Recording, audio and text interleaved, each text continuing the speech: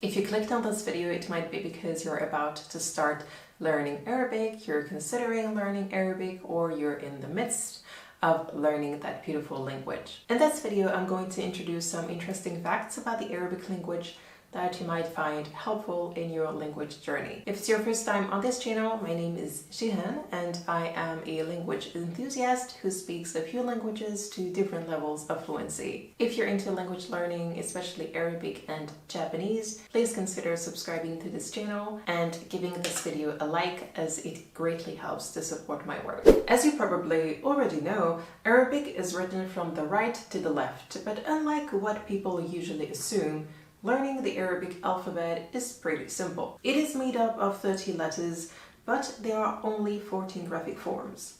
Most letters also slightly vary in shape depending on the position in a word. If you're struggling to remember the letters and how they are written, I have made a dedicated video where I teach the Arabic alphabet using mnemonics, so if you're interested, please do check it out. The specificity of this alphabet is that it's a consonant-based alphabet. Does that mean that Arabic doesn't have any vowels then?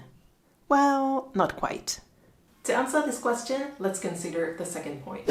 Like German or Greek, Arabic uses declensions. This means that the form of a word will change to express a syntactic function. Arabic only uses three cases: the nominative, the accusative, and the genitive.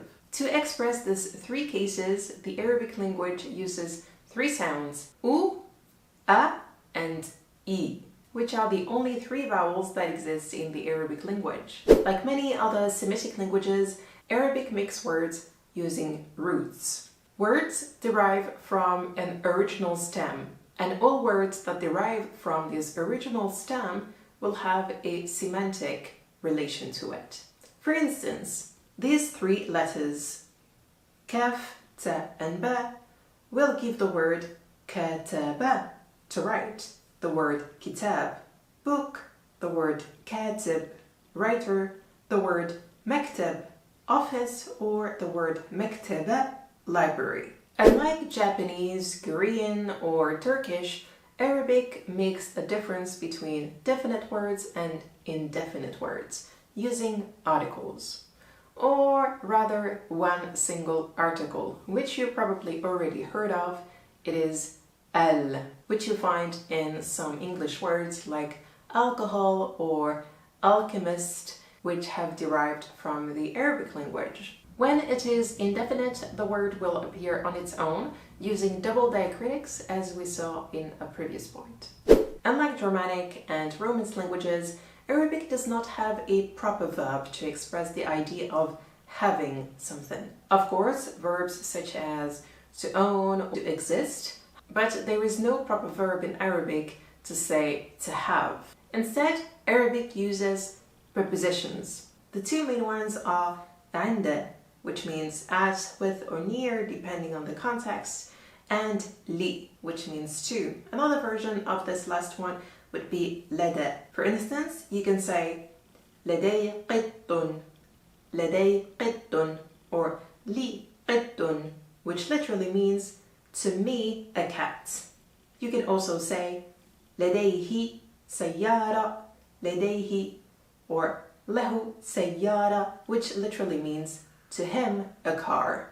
So he has a car. In Arabic, the verb to be means كان. It is an important verb that you'll use a lot in the past tense, often in combination with the prepositions we have just seen, but in the present tense it is barely used.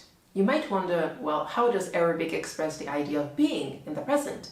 To do so, Arabic uses nominal sentences. For instance, if you want to say I am in my bedroom, you will say أنا في غرفتي, which literally translates into I in my room. Or you can also say الكتاب فوق الطاولة, which means the book on the table. So the book is on the table. But. I don't know how many times I've already made that joke. But it does resurface in the present tense when you use the negative form of kana, which is ليس.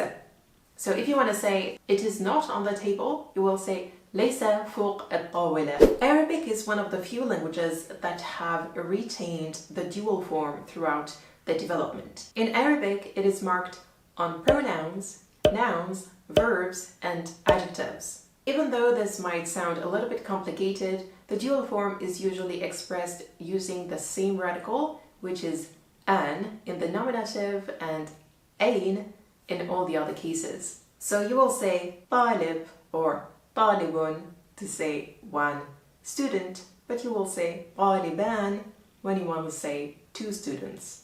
Like Romance languages, Arabic assigns a gender to nouns. However, unlike Romance languages, it's relatively easy to guess the gender of a noun in Arabic, as this language tends to indicate feminine words with the letter ta marbuta. For instance, you will say المكتبة, الكلمة, الطاولة. Of course, there are a few exceptions, but the rule works most of the time. Arabic has 10 verb forms. It might be a little bit scary when you hear that, but the good news is that out of the 10 forms, 9 have a specific pattern that never changes. So if you learn these patterns by heart, you will be able to conjugate all the 9 forms. The real problem comes with the 3-letter verbs because they do not have a specific pattern that never changes. And of course, some 3-letter verbs are more complicated than others. For instance, you will say عمل يعمل, رأى يرى, وعد يعد. Even though you might think this is a little bit challenging, I can assure you that with practice, mastering all these will come to you naturally.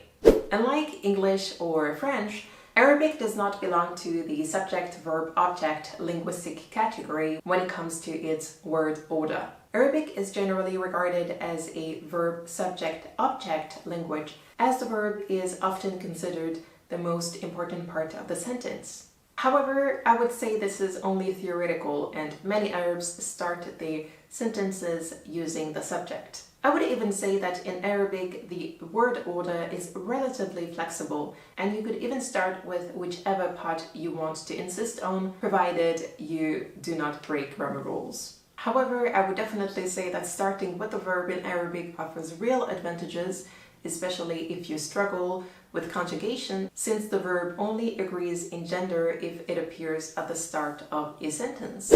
Last but not least, Arabic is a beautiful language that nobody speaks. Kind of. Arabic is characterized by a phenomenon called diglossia. Diglossia is defined as a situation in which two languages or two dialects are simultaneously used by a single language community.